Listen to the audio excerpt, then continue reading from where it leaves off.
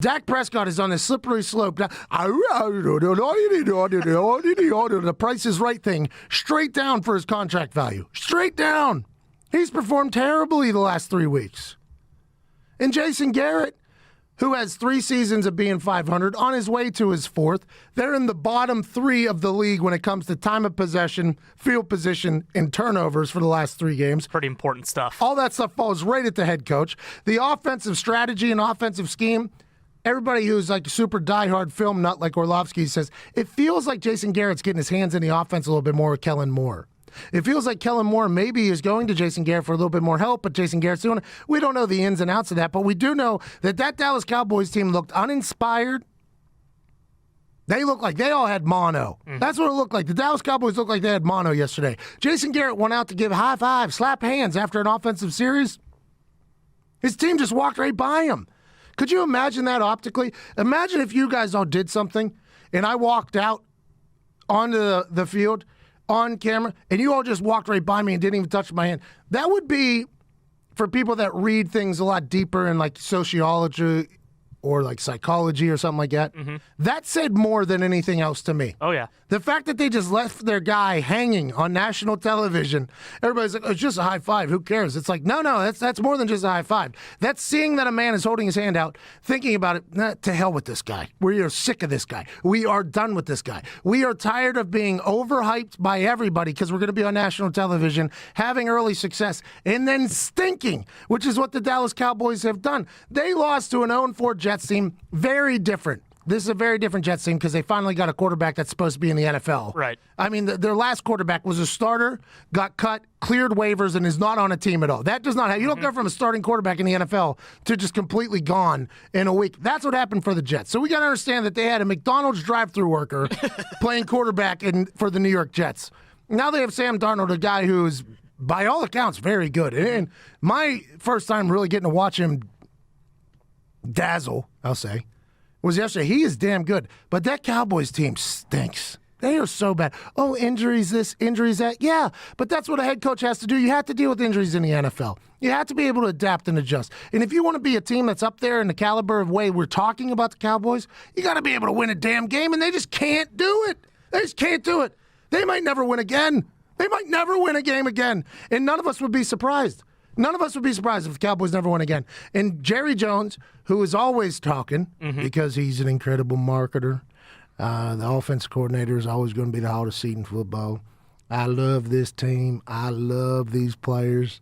I pay Zeke Elliott. We didn't give him the ball for the first 5 weeks. We give him the ball, gets 100 yards rushing, we still lose. Dak Prescott's salary is not in flux no matter how god-awful he plays. All these things Jerry Jones is lying about. I think the biggest thing he can lie about is that he never thought about firing Jason Garrett. At some point, something's got to give. There has to be a new energy in there. At some point, there has to be like a little bit of a rebirth for the Dallas Cowboys. You saw it with the Giants there for a couple weeks whenever they benched Eli. Whenever there's a new face, there's always this new energy where people are trying to prove themselves to a new group. At some point, the Cowboys have to do that, or at some point, I'm done with the Cowboys being shoved down my throat on national television. This team, right now, stinks. Well, and like you mentioned, had to say it.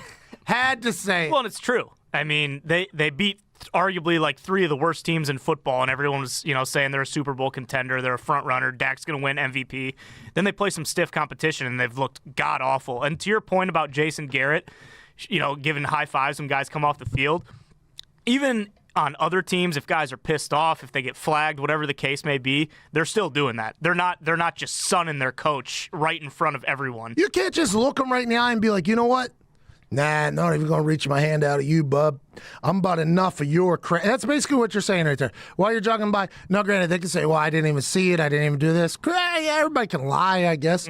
But that's just not the way it goes. We all know it. We have brains. We're watching the Dallas Cowboys whether we like it or not. They're going to be on your television whether you like it or not. I think I speak for everybody where it's like, hey, at least make him a good team. Hey, Jerry, at least give him a shot. Get that redheaded guy out of there. Let's get a new guy in there. He's been there for 10 years now. Sucks. Yeah, he just it's tough because I think part of it is we've said it before. Jerry wants a guy who he can stick his hand up his ass and just puppeteer the entire time, which is what he does. I mean, Jason Garrett he's a stooge and a sellout. Everybody knows that. Going into games. You look at him. He's so milk toast. He's so just average and. Are you saying he's milk because he has red hair? That's what it sounds like.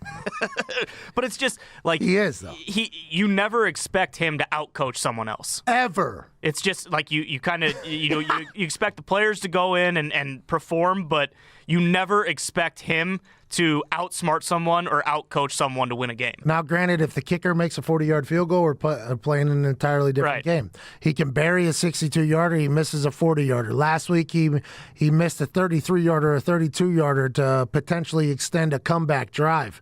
I mean, there's a lot of things happening, and they all revolve around just careless mistakes over there. And to think that Jason Garrett is not on the hot seat is just, it's completely ignorant. And I think Jerry Jones is a good businessman. I assume he won't fire somebody in the middle of the season, but it feels like it's going to be much more of the same. They only have 2 playoff wins in his entire 10 years, or 1 playoff win in his entire 10-year career. Marvin Lewis could stare that mediocrity right down the eye and say, you know what, that's impressive that you've been able to do that. Marvin Lewis was at the Bengals for 16 years or something, 0 playoff wins. Mm-hmm.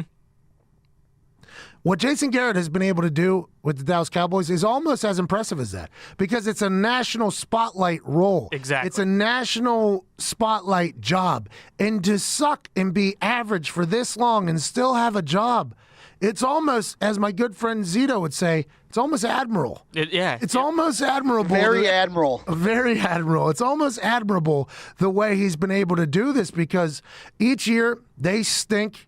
They're very average going to the offseason. The hype train happens again. They maybe do good. Then they stink again. And it's just this thing. Put it on repeat. That's the Dallas Cowboys. And there's no way that's what Jerry Jones wants the Dallas Cowboys to be. But if you look at the last couple of decades, that's what the Cowboys are, Jerry Jones. Don't know how to tell you that.